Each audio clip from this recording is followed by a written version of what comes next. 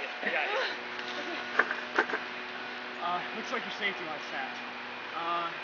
Why don't you take mine, and I'll get up to the top and help you up. What? No, you could fall and die. Amy, it's all right. I've been doing this for a while. I can make it to the top and just help you up. Are you sure? I'll be fine, I promise. Okay.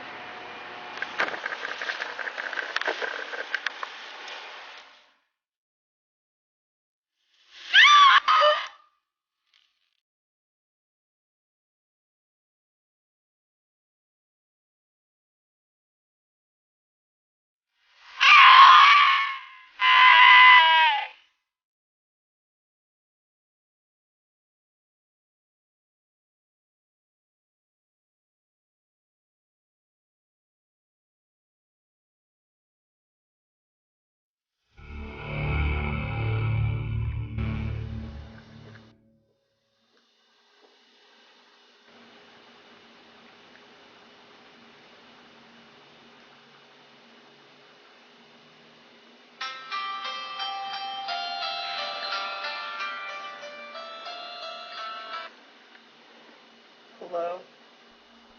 Hi, this is Rachel Simmons from Allegheny University.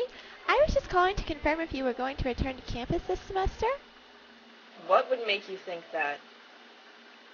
Well, our records say that you had enrolled for graduate school for the fall semester of 2009, but never came to campus. I'm just calling to make sure that you weren't... Listen, lady, I don't need you. I don't need anything, okay? Never call me again. All I need is him.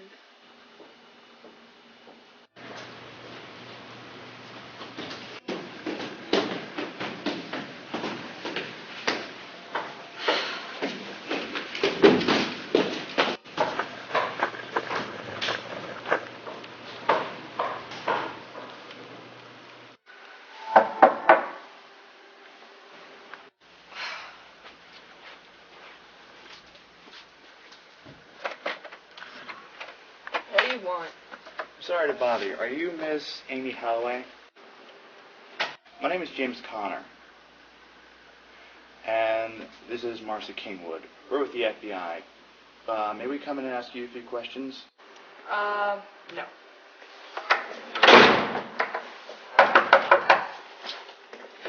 Leave me alone! Look, I'm gonna cut to the chase. We know who you are, or rather, what you are. We know your secret. Unless you let us talk to you, we are going to have to detain you. Detain me? You can't detain me. Nobody can detain me.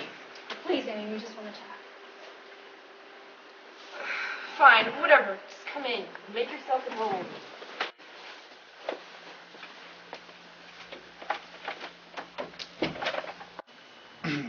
Thank you, Miss Holloway. We would like to ask you a few questions regarding the incident last summer. Look, I really don't like talking about that, okay? I mean, I told the police everything that happened. You're not going to uncover something new. I told them exactly what happened, exactly what occurred. Yes, we know that, Miss Holloway. We are not here for an investigation. The case was closed without any suspicions. Your fiance's death was, in every case, a clear accident. We are more looking to discuss the effects of that accident. Look, I don't know what you're talking about. I don't know any more than you do. All I know is that was the day I died. Yes, well, not entirely. Mrs. Holloway, we have several documentations of your attempted suicides. Once you tried to jump off the PNC building, and you were left unscathed. Yet, the fall was 75 stories. Next, you attempted to shoot yourself in the head at a McDonald's. You were left unscathed. The last attempt, according to the police report, occurred 6 months ago. You tried to hang yourself, but were discovered by your landlord. You were also unscathed. Keep using that word. You probably shouldn't. Why? Do you have some sort of injury that we should be aware of from the incidents? Only the giant searing pit that used to be the flesh that used to be my heart!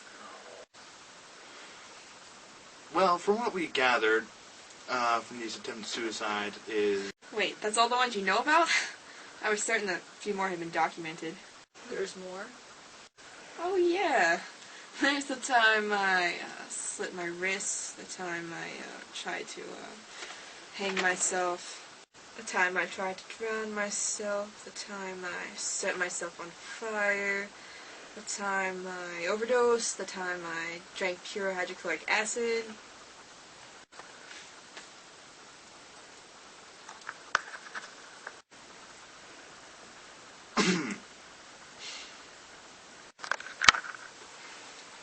Absinthe? That stuff can be deadly. You think?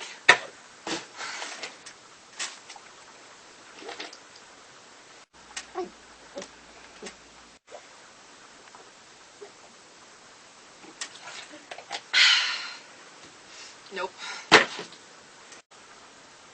That's mainly why we're here. We've noticed as investigators that you have a penchant for survival. Yes. We want to know your secret. How do you stay alive? You honestly expect me to reveal that to you? Well, of course. As a citizen of a great nation.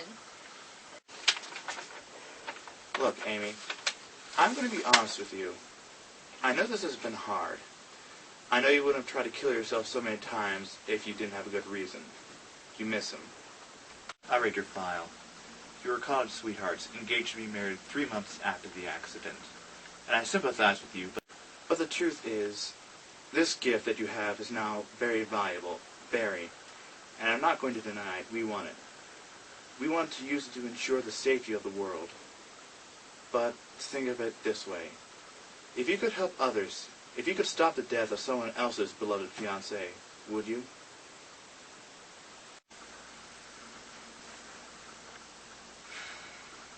This gift, as you call it. Think of it this way. There's once a man born into this world. Let's call him Jesus. One day Jesus was arrested. He was killed so that we could all live.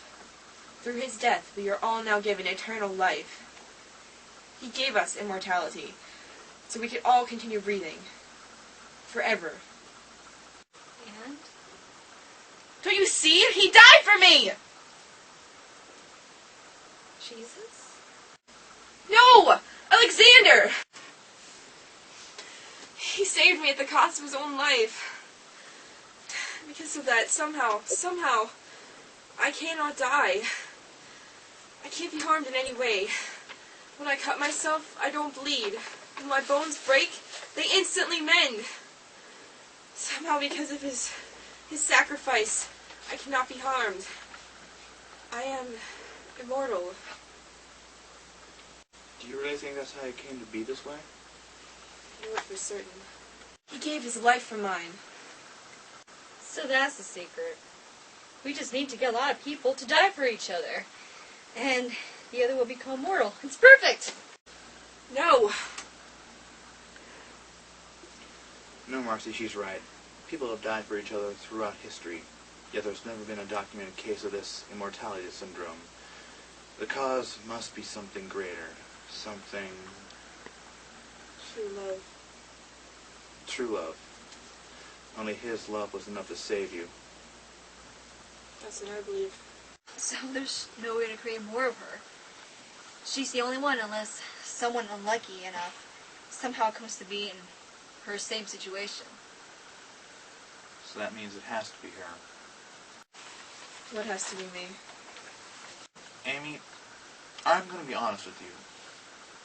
There isn't an assignment we have that is much too dangerous for any normal officer. It involves going undercover in a world that's full of hidden risks. We came here today because we thought you might be able to help us create someone who would go in your place. But seeing as you are the only one with this potential to be immortal... You want me to go and risk my life for this country? Well, it wouldn't be much of a risk, as I'm sure you found out. And think of it not in terms of patriotism. Think of it as saving the bonds of love. This operation threatens the security of the entire nation. Think of how many hearts could be